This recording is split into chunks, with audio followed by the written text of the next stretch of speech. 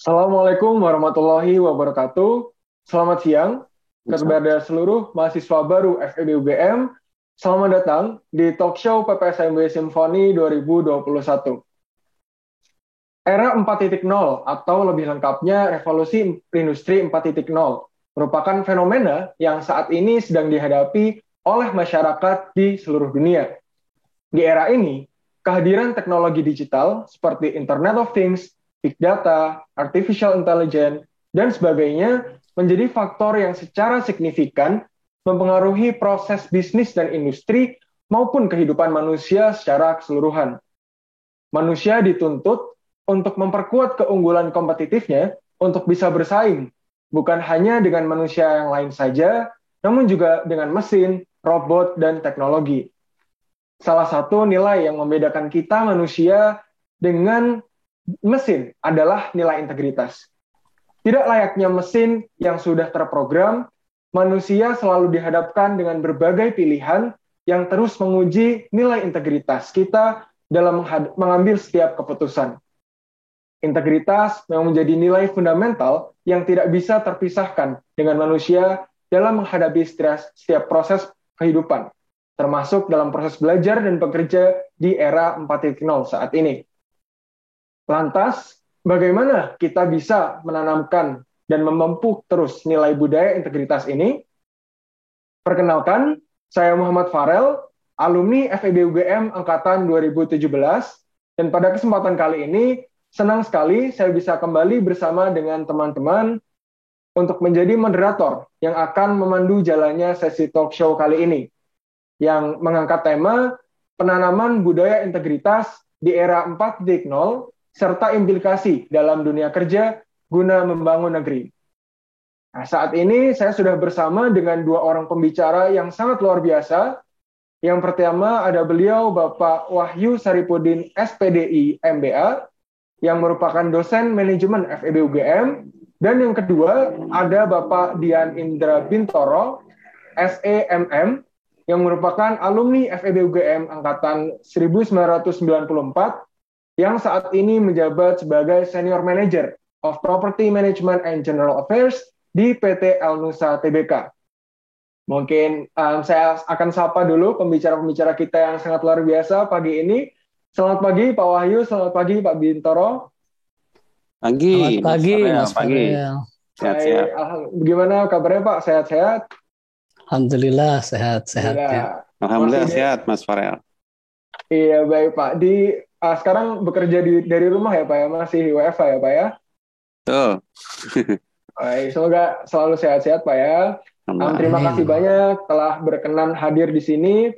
Semoga hari ini kita bisa banyak berdiskusi dan belajar nih Pak dari Pak Wahyu juga Pak Bintoro terkait dengan budaya integritas begitu ya Pak ya. Nah, mungkin untuk yang pertama saya akan mulai banyak dari sisi integritas untuk dari sisi kehidupan perkuliahan begitu. Jadi mungkin akan banyak dengan Pak Wahyu terlebih dahulu ya. Pak Wahyu mungkin dari yang pertama yang paling dasar terlebih dahulu. Mungkin Pak Wahyu boleh menjelaskan nih Pak. Sebenarnya apakah itu yang dimaksud dengan budaya integritas, kemudian bagaimana kemudian praktek nyata budaya integritas itu di lingkungan perkuliahan di FEB begitu Pak. Silakan Pak Wahyu. Baik, terima kasih Farel atas pertanyaannya. Yang pertama saya ucapkan selamat datang terlebih dahulu ya kepada teman-teman mahasiswa baru. Anda adalah orang-orang terpilih, orang-orang hebat yang tentu saja mudah-mudahan dalam menjadi orang-orang yang berintegritas. Baik, tadi ditanyakan apa itu budaya integritas dan bagaimana prakteknya di kampus kita, terutama di FEB UGM. Yang pertama, integritas. Apa sih integritas itu ya? Kalau kita kaji dari segi katanya terlebih dahulu ya, menggunakan secara bahasa, integritas itu kan merupakan mutu sifat ya, ataupun keadaan yang mana keadaan tersebut menggambarkan kesatuan yang utuh antara apa yang diucapkan dan apa yang dilakukan, antara pikiran, perkataan, dan perbuatan, sehingga menghasilkan sebuah reputasi dan kepercayaan yang baik ya. Itu kalau dari segi istilah integritasnya. Nah, atau dalam nilai integritas ini ya menjadi acuan nilai etis untuk fakultas kita. Bagaimana nilai integritas ini? Yang pertama, kita harus menjunjung tinggi prinsip kejujuran, konsistensi tadi ya, kata dan perbuatan, terus komitmen terhadap janji. Dan juga tidak hanya sebatas jujur dan komitmen, kita pun memiliki keberanian moral dalam konteks integritas. Keberanian moral apa? Dalam membela kebenaran.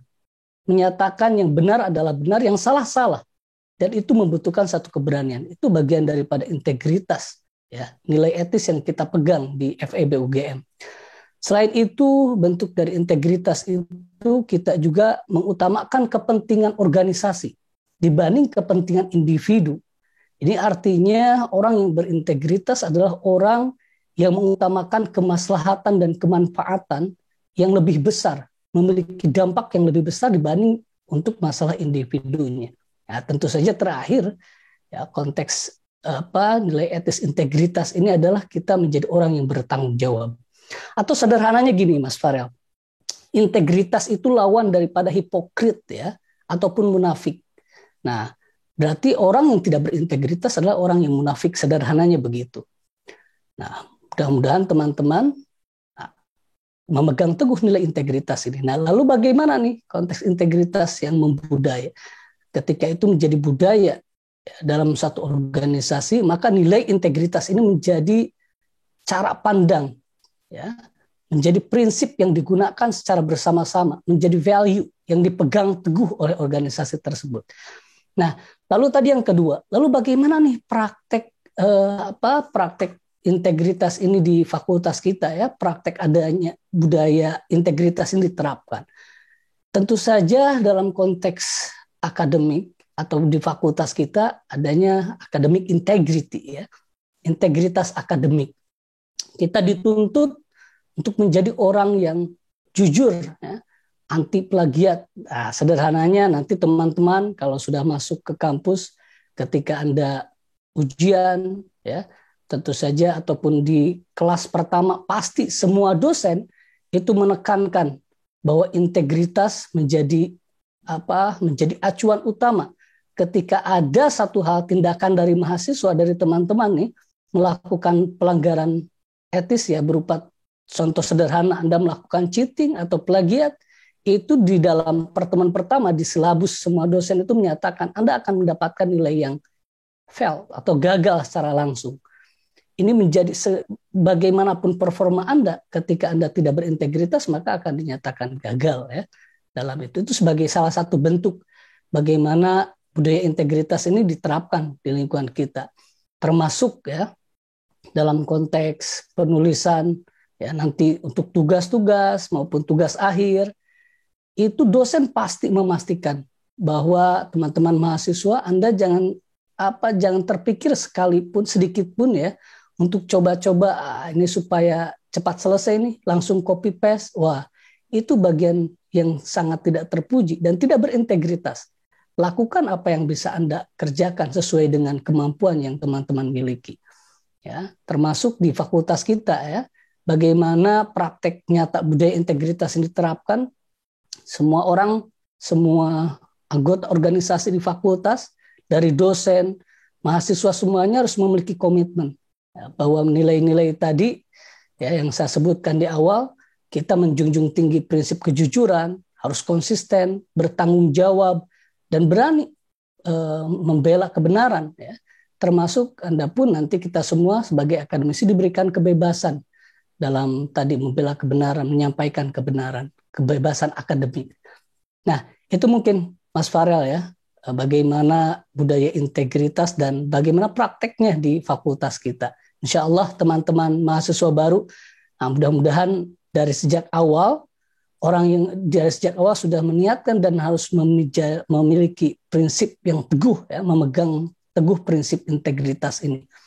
Dan insya Allah orang yang memiliki integritas yang tinggi, ya, dia akan menjadi orang yang sukses, orang yang siap, dan orang yang memiliki kecerdasan emosional yang sangat baik. Itu mungkin Mas Farel. Baik, terima kasih banyak Pak Wahyu. Penjelasannya ya, dari pertama terkait dengan definisi dari integritas itu sendiri, kemudian bagaimana sebenarnya integritas itu bisa diterapkan juga gitu di FEB UGM.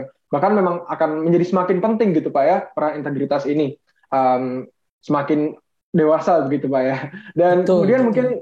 iya, mungkin saya akan melanjutkan lebih dalam gitu Pak, terkait dengan sebenarnya penanaman budaya integritas di lingkungan FEB tadi, seperti yang Bapak sudah sebutkan dalam kegiatan akademik, ujian dan sebagainya, itu pasti memiliki manfaat bagi para mahasiswa begitu Pak ya. Nah Betul. sebenarnya manfaat-manfaat itu apa saja begitu Pak kira-kira manfaatnya, dan kemudian kira-kira kalau misal integritas tadi itu tidak diterapkan atau ternodai begitu Pak ya dalam prosesnya, itu apakah ada konsekuensi tertentu gitu Pak ketika ya itu tidak diterapkan jika ya mahasiswa masih apa ya misalnya colong-colong atau gimana gitu Pak ya, karena mungkin pasti dalam kegiatan perkuliahan banyak sekali keadaan-keadaan yang menjadi tantangan tersendiri gitu bagi mahasiswa Betul, untuk betul. iya masalah integritas ini Pak, gimana Pak Wahyu? Baik, makasih Farel. Tadi ya, orang yang memiliki integritas itu adalah orang yang utuh. Orang yang utuh, dia melakukan apa yang dia katakan. Walk the talk, artinya dia orang yang konsisten. Ya. Dan orang-orang yang seperti ini, orang-orang yang punya prinsip yang baik. Ya. Dia akan apa? Sederhana lah. Dia akan menjadi orang yang berwibawa. Tidak akan ada orang yang bisa menggoyahkannya. Ya. Tidak akan bisa diiming-imingi. Kalau dia yakin bahwa ini adalah sebuah kebenaran, dia akan bela. Dan ketika dia tidak mampu, dia nyatakan bahwa dia tidak mampu. Terus seperti ketika dia mengerjakan soal tugas-tugas, contoh. Seperti apa ketika Anda melakukannya atau mengerjakannya dengan baik secara memegang teguh prinsip integritas, apapun hasilnya itu adalah ukuran kemampuan kita. Ya. Bayangin sederhananya ketika kita ataupun ya teman-teman tidak memegang teguh prinsip integritas, tadi coba-coba nyolong-nyolong gitu ya, mengerjakan padahal bukan hasilnya, ya mendapatkan nilai A contoh, mendapatkan nilai yang bagus. Tapi faktanya apakah betul itu mengukur kemampuan Anda? Apakah valid? Nah, makanya nanti oleh Pak Bintoro akan dibahas tuh ketika orang tidak berintegritas di fakultas ya sejak mahasiswa aja dia tidak berintegritas, nanti apa yang akan terjadi di lapangan nanti di dunia perusahaan. Oh, itu repot banget tuh orang yang tidak berintegritas. Makanya integritas itu harus menjadi prinsip hidup ya. Bahwa dimanapun kita, everywhere ya, dimanapun kita hidup, dimanapun kita berproses, kita memegang teguh prinsip itu. Memegang teguh prinsip integritas akan berwibawa. Terus berbicara terkait dengan masalah manfaat ya.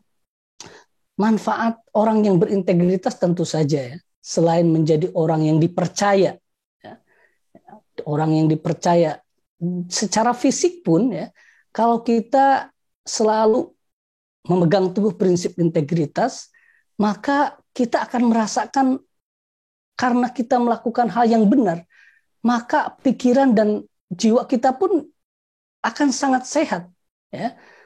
Coba bayangin oleh teman-teman, kalau teman-teman melakukan kecurangan lah sederhananya, cheating tadi, ketika pas ngerjain soal pura-pura ngelihat curang ngelihat hasil karya orang lain, apa yang terjadi? Secara hati nurani saja, ya. Prinsipnya tanya kepada hati nurani. Kita merasa tidak nyaman tuh, ya. Golden rule ketika Anda melakukan hal yang tidak baik, ya, secara prinsip moralnya, maka jiwa Anda akan goyah. Anda akan tidak merasa tenang, tidak merasa nyaman. Itu secara fisik dan psikis, ya. Yang kedua secara intelektual, manfaatnya apa? Orang yang berintegritas pasti dia akan selalu mengoptimalkan kemampuannya dibanding orang yang hipokrit tadi ya, yang tidak berintegritas. Contoh sederhana tadi, dia karena dia cheating, dia melihat hasil karya orang lain, dinilai oleh dosen seperti iya dia orang yang bagus, cerdas, tapi faktanya dia tidak memiliki kemampuan yang seperti itu. Yang terjadi repot nanti ya. Nah, terus tadi secara emosional, orang yang memiliki integritas yang tinggi, dia akan memiliki emosi yang stabil, ya, amanah, orang yang jujur, orang yang amanah, orang yang berintegritas tadi, dia akan sangat memegang teguh itu. Nah, tentu saja yang terakhir manfaat spiritual. Saya yakin kita semua adalah orang yang beragama, orang yang meyakini adanya Tuhan yang maha kuasa, ya. Agama manapun ini adalah nilai universal. Baik Islam, Kristen, ya, Katolik atau Buddha, semua agama, Hindu, ya, memiliki prinsip yang sama bahwa nilai integritas ini adalah nilai yang harus dipegang, nilai kebenaran yang harus dipegang, yang harus diterapkan oleh semua orang. Nah, lalu tadi nih, apa ketika seorang mahasiswa, ya teman-teman, melanggar atau tidak melakukan memegang teguh prinsip integritas tadi? Tentu saja kalau di fakultas itu langsung dicoret itu, ya. Kalau konteks di kelas Anda melakukan cheating, ketahuan, itu pasti fail, gagal. Dan itu sudah kita terapkan. Pasti diterapkan oleh setiap dosen, ya. Jangan macam-macam. Nanti itu saja, pokoknya niat Anda dari sejak awal, niat Anda masuk ke FEB, berkuliah, niatkan bahwa saya ingin memperbaiki kemampuan, saya ingin mendapatkan ilmu. Nah, ikuti proses itu secara berintegritas, secara baik, sehingga Anda akan mengetahui, oh, kalaupun saya masih kurang, oh, di sini kurangi, maka dosen akan membantu. Tapi kalau macam-macam cheating itu gagal, atau nanti kalau tugas akhir skripsi coba-coba tuh plagiat ataupun minta ke orang lain untuk dibuatkan skripsinya, nanti pas sidang pun ketahuan, gagal lagi. Jangan coba-coba. Jadi niatkan sekali lagi bahwa Anda masuk ke FEB, niat dari sejak awal akan menjadi orang yang memegang teguh prinsip integritas ini, dan nothing tulus, ya. Orang nothing tulus itu, ya udah, saya pokoknya niatnya adalah ingin mendapatkan ilmu pengetahuan yang baik, ingin belajar, dan ketika dia memiliki, tidak ingin dipuji sana kemari atau tidak ingin dilihat seperti orang pintar, tapi dia tidak memiliki kepintaran yang baik, ya itu harus hati-hati. Ya, jadi itu manfaatnya secara fisik, psikis, secara spiritual pun sebagai orang yang beragama, tentu saja Anda menjalankan ajaran agama Anda masing-masing ketika Anda memegang teguh prinsip integritas. Begitu, Farel? Baik, terima kasih Pak Wahyu. Memang ternyata manfaat dan konsekuensinya itu ya banyak sekali Pak, ya. Baik dari yang bisa langsung dirasakan di jangka pendek maupun juga di jangka panjang gitu. Betul. Mungkin kalau Pak Wahyu tadi mention konsekuensinya akademik tadi, memang saya udah mengalami Pak, ya, kuliah, dan kebetulan waktu itu juga memang benar sih Pak. Jadi memang tegasnya budaya akademis, ya, budaya integritas dalam lingkungan akademik ini sangat benar-benar diterapkan gitu. Yeah. Ya, baik Pak, mungkin kemudian saya akan coba mengali lebih dalam juga terkait hal yang lebih praktikal nih Pak. Buat teman-teman yang saat ini mahasiswa baru pasti harus melakukan perkuliahannya secara online terlebih dahulu begitu, tidak langsung bertatap muka di kelas. Nah, sehingga pertanyaannya, dalam masa pembelajaran online seperti saat ini, bagaimana mahasiswa bisa menerapkan budaya integritas dalam kegiatan belajar mengajar yang akan dilaksanakan nanti, serta bagaimana mahasiswa bisa membangun habit berintegritas ini. Jadi bukan hanya suatu prinsip yang tapi bisa menjadi habit yang terus-menerus dilakukan begitu Pak. Baik, makasih Farel. Bagus banget nih pertanyaannya, sangat kekinian, ya, karena kita akan melakukan pembelajaran masih secara daring, ya. Nah, ada banyak hal dalam konteks online learning ini, ya. Yang pertama, tapi saya kembali ingin menegaskan prinsip pertama, bahwa everywhere, ya, dimanapun baik itu online maupun kelas offline, orang yang berintegritas, you have to be integrity person.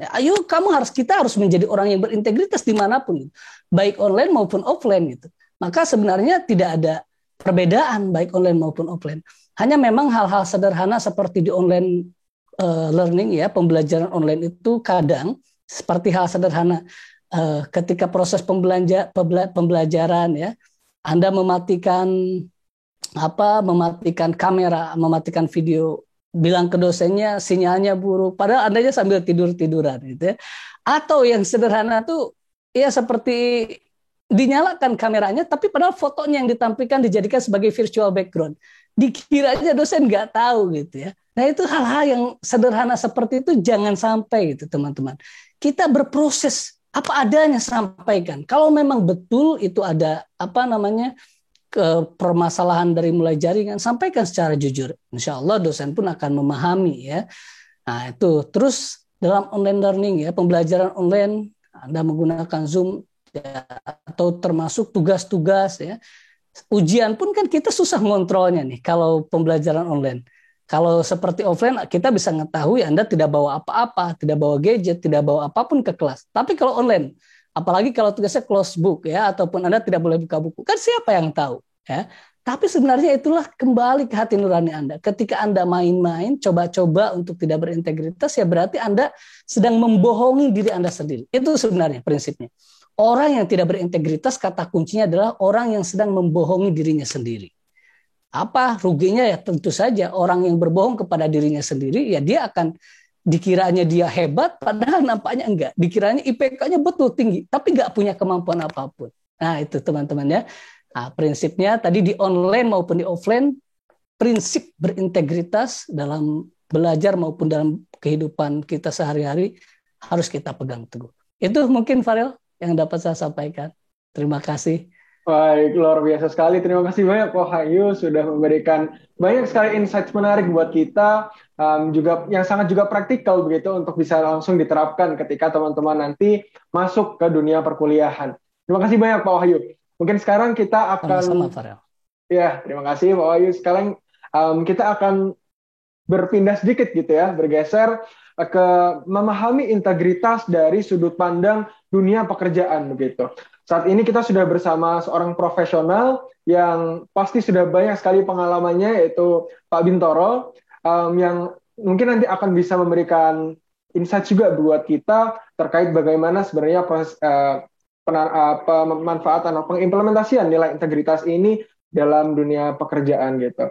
Nah, Pak Bintoro, saya akan mulai menanyakan pertanyaan terlebih dahulu dari sisi revolusi industri 4.0 yang dari Pak, sesuai tema ya Pak ya. Jadi dan sesuai keadaan saat ini terjadi gitu. Jadi perkembangan teknologi di dunia industri saat ini tentu mendorong setiap orang untuk dapat menyeimbangkan serta mengembangkan potensi yang dimilikinya ya Pak ya. Yep. Nah, kemudian pertanyaannya dalam konteks dunia pekerjaan, sebenarnya apa saja sih Pak perubahan yang terjadi akibat adanya revolusi industri 4.0 ini, serta apakah ada role-role atau peran baru yang muncul di dalam perusahaan akibat ya era 4.0 ini? Silakan Pak Bintoro. Oke, terima kasih Mas Farel, senang sekali. Saya menyapa dulu ke Pak Wahyu. Terima kasih Pak Wahyu atas undangannya, juga teman-teman dari panitia. Saya juga menyapa Gamada semuanya, Gamada Muda di FEB UGM. Terima kasih, selamat datang di kampus tercinta di Yogyakarta. Baik, saya Bintoro. Terkait dengan pertanyaan tadi ya Mas Farel. Nah ini kan memang sekarang ini boleh dibilang era revolusi 4.0. Mungkin saya sedikit melihat sebentar ya. Sebenarnya kata kunci 4.0 itu apa sih? Gitu ya. Banyak reference atau mazhab ya. Cuma saya akan coba lihat yang saya pahami. Sebenarnya kan ada 3 dimensi kata kunci gitu, ketika kita berbicara tentang era 4.0. Yang pertama adalah kita bisa lihat dari dimensi fisiknya tuh. Ada kendaraan otomatis, kemudian percetakan 3D, yang sekarang pun juga banyak beberapa perusahaan yang sudah mengambil ini. Gitu ya. Jadi kalau kita mau bangun perumahan ya tinggal kita dari komputer, oke, approve, dia bisa langsung cetak dari manapun gitu ya. Kemudian juga ada robot tingkat tinggi gitu ya. Kemudian juga itu yang dari dimensi fisiknya, kita bisa kelihatan dari situ. Kemudian dari dimensi digitalnya juga ada pastinya gitu ya. Jadi dari Internet of Things gitu, jadi internet untuk semuanya, implementasinya banyak, mulai dari perumahan yang kita bisa setel AC, pemanas dan sebagainya. Kemudian juga ada dimensi biologi, gitu ya. Ini terkait dengan DNA untuk mass production-nya. Baik, itu adalah dari dimensi digitalnya. Dan jadi ada 3 ya, dimensi fisik, digital dan juga biologi. Nah, apa sih sebenarnya yang berubah gitu ya? Tadi Mas Farel tanya role-nya apa sih gitu. Tentunya ketika kita melihat sebuah perusahaan itu sebenarnya kan seperti kehidupan gitu ya. Ketika lingkungannya berubah, agar dia survive, bisa tetap hidup, maka perusahaan pun juga harus berubah, gitu, menyesuaikan diri. Gitu ya. Nah, ini apa yang disesuaikan? Tadi kan ada perubahan fisik, digital, dan biologi. Perusahaan juga melakukan perubahan hal tersebut dengan pola kerja yang berubah, gitu ya. Pola kerjanya yang dulu mungkin banyak manualnya, sekarang lari ke digital. Semuanya diolah. Digital tidak hanya merubah dari paper gitu menjadi paperless gitu, bukan. Tapi mindsetnya, orang, people yang ada di perusahaan itu juga harus dirubah, gitu ya. Kemudian proses bisnisnya, bagaimana kita bisa memberikan value lebih kepada customer kita. Misal faster, cheaper, better, closer, dan safer atau aman, gitu ya. Lebih aman, lebih cepat, lebih murah. Itu sebenarnya yang diinginkan oleh customer. Nah, itu dari perusahaan pun juga harus mendekatin itu. Jadi yang perlu saya garis bawain adalah apa sih yang berubah adalah tadi pola kerja, cara kerja, bisnis prosesnya. Dan juga saya cerita dikit nih Mas Farel ya, ketika 4.0 ini langsung, alhamdulillah nih 5 tahun, 6 tahun yang lalu, perusahaan itu kita mengarah ke situ ya. Dan ini memang dipercepat dengan si Mbak Corona ini ya. Jadi kita kemarin, istilahnya gini, ini juga terkait dengan visi ya, sebenarnya nanti di belakang saya akan bahas kompetensi. Kita melihat bahwa waktu 5 tahun yang lalu nih Mas Padal ya, 5 tahun yang lalu, kita itu semua kerja pakai desktop tuh di kantor, desktop gitu ya, bukan laptop. Waktu itu saya dipanggil sama BOD gitu ya, kamu masih mau seperti ini? Maksudnya gimana Pak? Ya, intinya adalah waktu itu pingin bahwa ganti itu semua, laptop, mobile, ngapain itu di workstation kayak gitu. Itu 5 tahun Mas, 5 tahun yang lalu gitu. Udah, kita sebagai bagian, saya waktu itu masih di Human Capital, ya udah kita bungkus laptop ini menjadi kepemilikannya pekerja gitu ya. Jadi setelah 3 tahun itu miliknya pekerja. Jadi kita setiap 3 tahun Mas laptop baru gitu ya. Jadi yang dulu biasanya perusahaan nanti perusahaan yang memperbarui enggak, sekarang jadi itu sebagai benefit dari pekerja. Ya dikasih jatah lah Mas. Ya kalau jatahnya berapa belas juta gitu. Ya gitu Mas, nanti ada yang pakai laptop gamer gitu. Tapi habis itu menyesal Mas, karena itu kan mobile ya buat bekerja ya. Laptop gamer kan tebel-tebel tuh kan. Iya. Menyesal kemudian ya tiada guna ya. Ya mereka ya senang-senang juga karena mereka menjadi milik mereka. Nah, yang ingin saya garis bawahi adalah gimana? Bahwa perusahaan pun juga memfasilitasi hal-hal tersebut. Jadi mempersiapkan pekerjaannya untuk masuk ke 4.0. Nggak boleh itu bilang bahwa perusahaan bilang, kamu siap ya, tapi perusahaan tidak memfasilitasi. Nah, itu kan lucu juga kan. Nah, singkat cerita, oke, kita hampir 50% itu pekerja udah pegang laptop tuh, Mas. Waktu itu sempat disebut biasalah, perubahan kan selalu ada ini ya, selalu ada yang melawan lah. Ini kalau bagian ini gimana? Datanya konfidensial, emang bisa pakai laptop? Gitu kan. Nah, akhirnya kita diskusi segala macam, ya dibuat bagaimana data itu tetap, ya kalau dibilang integriti tidak hanya orang ya, tapi data pun juga ada data integriti gitu ya. Siapa yang mengakses, siapa yang mengambil, itu harus ada. Nah itu kan niatnya dulu ya, niatnya integritas nih. Oke, jadi poin saya sampaikan bahwa integritas is not only the people ya, all the thing, the ecosystem itu juga akan mendukung gitu. Jadi buat sistemnya seperti apa? Ya tetap data itu hanya kepada siapa, untuk apa itu terdeteksi lah, terrekod dengan baik. Singkat cerita, alhamdulillah tuh Mas, corona datang Mas, kerja di rumah, ya sudah, menyesal tuh kalau yang nggak ngambil laptop waktu itu. Jadi bisa kerja di mana saja, tadi Pak Wahyu bilang everywhere, ya, they can work everywhere, anytime. Itu salah satu yang bisa saya ceritakan gimana peran berubah, iya, betul, berubah. Bagaimana perusahaan menyesuaikan 4.0 ini. Tapi message yang mau saya sampaikan adalah ketika ada perubahan di luar itu, yang di dalam itu harus secara keseluruhan. Nggak bisa perusahaan anggap ini kamu berubah, kamu digitalisasi, kamu harus. Tapi juga orangnya, termasuk bagaimana kita memfasilitasi apa yang kita bisa berikan kepada kerja.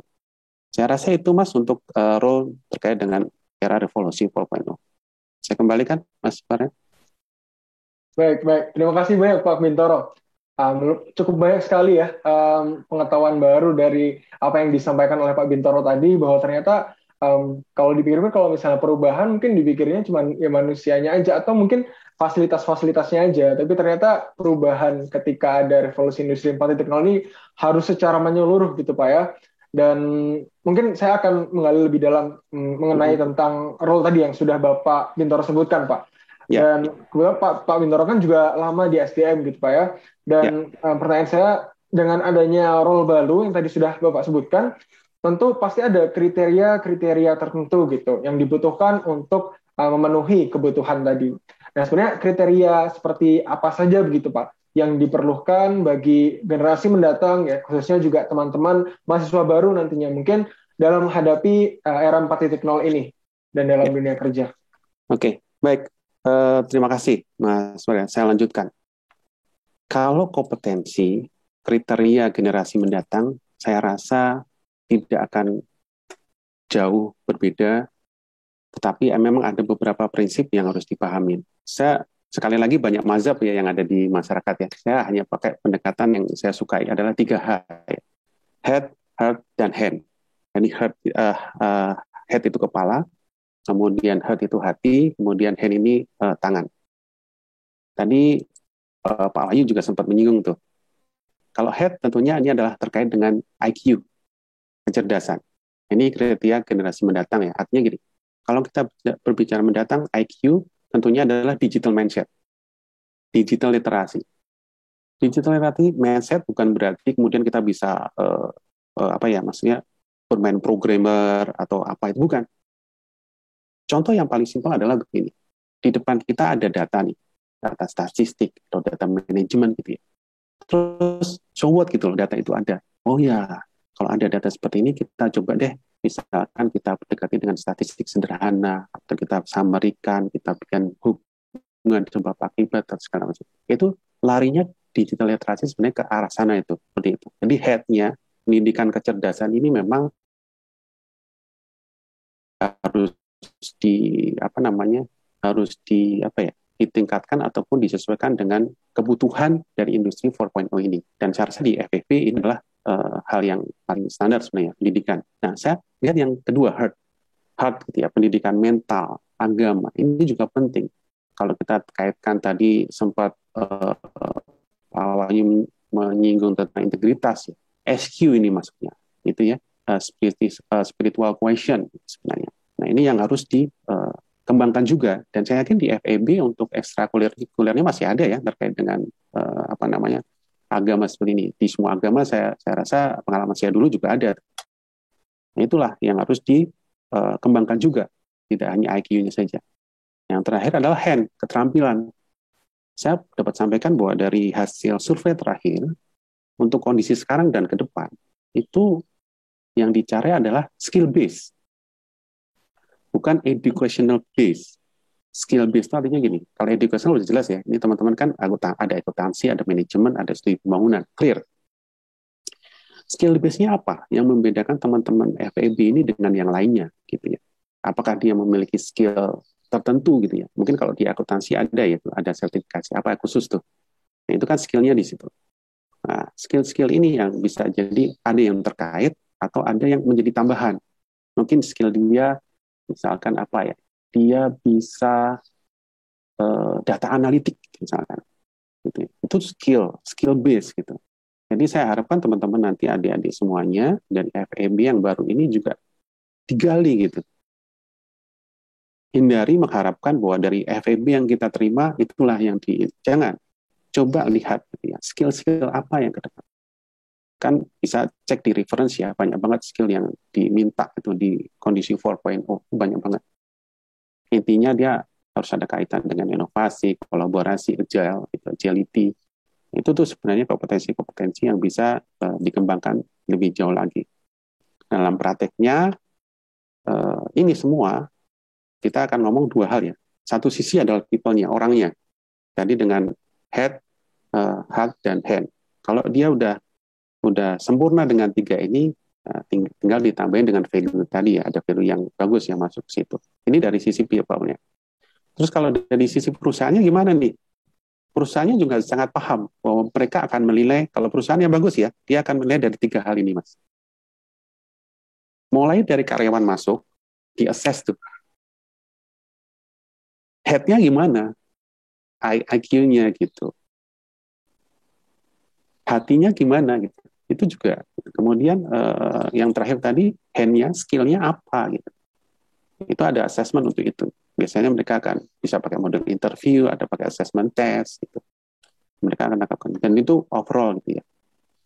Nah, saya rasa itu, Mas. Jadi teman-teman bisa mulai dengan bahwa kompetensi ini memang arahnya ke digital. Tapi ada salah satu fundamental yang akan berubah tadi, bahwa setiap orang itu memiliki karakteristik yang khusus ya, yang nanti kita akan bahas kemudian terkait tadi dengan budaya atau values yang harus dimiliki oleh setiap orang. Saya rasa seperti itu, Mas. Baik, terima kasih banyak Pak Bintoro. Nih ada insight baru lagi yang menarik nih. Ternyata harus ada head, heart, dan hand ya Pak ya, untuk setiap orang yang mau masuk ke dunia kerja. Nah mungkin menggali lebih dalam Pak terkait dengan tadi yang Bapak sudah sedikit mention, ada faktor-faktor juga yang akan memperkuat tiga hal tadi begitu Pak ya. Khususnya nilai dan budaya juga yang tadi sudah cukup banyak kita bahas dengan Pak Wahyu juga nih Pak, terkait dengan integritas. Nah sebenarnya bagaimana sebenarnya Pak budaya integritas yang terdapat dalam dunia dalam lingkungan perusahaan begitu. Kemudian bagaimana sebenarnya urgensi budaya integritas dalam setiap diri mahasiswa untuk menghadapi ya revolusi industri 4.0 tadi begitu. Ya, terima kasih Mas Farel. Ketika saya mendapat tema ini, Mas, saya rasa ini luar biasa ya mengambil tema ini. Kenapa? Ini yang sangat digaungkan sekarang oleh setiap boleh dibilang semua perusahaan ya. Cuma saya kemarin belum nemu surveinya. Tapi saya alhamdulillah ini itu mungkin berapa ya, 4-5 perusahaan ya sebelum yang sekarang ini ya, itu hampir semua value-nya itu ada yang namanya budaya kaitannya dengan integritas, Mas. Saya nggak nemu tuh yang nggak ada. Bahasanya aja yang berbeda, Mas. Ada yang namanya clean. Sama aja, dimensi perilaku behavior-nya itu sama tuh. Ada yang juga namanya kejujuran, ya itu jelas ya. Ada juga yang namanya amanah, gitu. BUMN itu sekarang namanya akhlak tuh, depannya amanah tuh kan. Itu sama Mas depannya Mas. Jadi boleh saya bilang kalau teman-teman masih mau bekerja, masih mau ada di dunia ini, ya pegang tuh integritas. Nggak ada perusahaan, nggak ada tuh. Terus dia bilang, loh Pak Bin, saya nggak mau tuh masuk ke perusahaan itu. It's okay. Maksudnya mau perusahaan sendiri, sama aja. Apakah ketika Anda membuat perusahaan mau tim yang ada di bawah Anda itu tidak berintegritas? Nggak mungkin kan? Jadi, yang tadi diangkat bahwa urgensi ini apa? Ini kan sebuah kebiasaan, belief gitu ya, nilai-nilai. Dan sangat bagus sekali FEB dari depan sebagai fundamentalnya itu mengingatkan itu. Ini sesuatu yang sangat penting. Karena dari kebiasaan itu akan menjadi sikap kan, perilaku menjadi kebiasaan. Bahwa saya kebiasaannya adalah berintegritas. Harus dibawa dari sekarang gitu, dari hal-hal yang kecil gitu. Dari yang tadi misalkan tidak menutup video, tadi cerita lucu dari Pak Wahyu juga ya. Nah, itu terjadi juga sih Pak. Kemudian di dunia kerja juga terjadi kayak gitu tuh Pak Wahyu. Makanya kadang-kadang saya bilang meeting ini wajib buka video. Belum buka, nggak saya mulai. Nah, itu juga bisa tuh. Nah, dan saya kembali ke budaya. Ini ciri khas Bapak Ibu, teman-teman, adik-adik semuanya. Ini yang membedakan kalau kita dalam tataran perusahaan, ini yang membedakan perusahaan satu dengan yang lain. Di tataran individu, inilah yang membedakan antara individu satu dengan yang lain. Dan saya sampaikan, yang namanya budaya itu hanya ada yes dan no, terutama yang integritas. Tidak ada tuh yang di tengahnya. Kalau bicara angka komputer tuh binomial ya kayak Pak Wahyu atau Mas Farel. Yes or no. Nggak ada tuh, dia agak berintegritas. No way. Nggak ada. Dia agak sedikit kurang berintegritas. Nggak ada. Jadi yes dan no. Itu. Jadi artinya hati-hatilah dengan integritas ini. Kalau Anda melihat ingin sukses gitu ya lakukan ini. Nah ini kenapa sangat penting? Penting sekali apalagi sekarang ya, zamannya online, WFH gitu ya. Kemudian kita mempercayakan kepada karyawan itu untuk tetap output base gitu. Nah itu kan integritas adanya tuh, Mas. Nggak ada yang lain. Kompetensi bisa nomor 2. Kalau dia nggak kompeten bisa ditrainingkan gitu. Tapi kalau dia nggak berintegritas, selesaikan.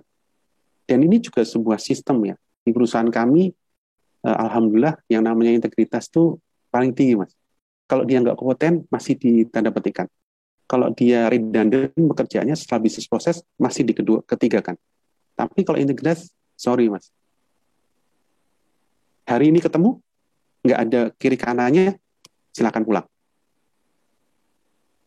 Tapi kalau itu terlihat bahwa itu masif gitu ya, diintegrasi dulu. Siapapun, ya mohon maaf, mau sekretaris komisaris lah, atau mulai dari level atas sampai bawah, kalau yang namanya integritas, Mas, selesai. Mau kenal deket, saya belum lama nih, 2 bulan yang lalu, ada masalah integritas. Gimana nggak kenalnya coba, Mas? Karena hampir setiap hari ketemu dengan orang itu. Ya adanya apa? Yang di ruangan itu ya akhirnya nangis, Mas. Semua berdiam tuh beberapa detik. Tapi ya itu, kalau udah integritas, nggak kenal. Tapi kalau udah di luar boleh lah, kita teman gitu ya. Tapi kalau di integritas, selesai. Itu tuh. Jadi bagaimana integritas itu memang harus diimplementasikan dan ketat dan konsisten harus dilakukan. Dari mulai leader sampai ke bawah. Nah, gitu. Kalau prakteknya jelas ya, dari culture fit. Jadi culture fit budayanya itu mulai dari masuk, itu sudah di-assess gitu ya. Kemudian di dalam, dari flow human capitalnya juga masuk. Dari mulai development, terlihat tuh. Dari performance management juga, compensation benefit, sama kalau terkait industrial ya selesai. Oke.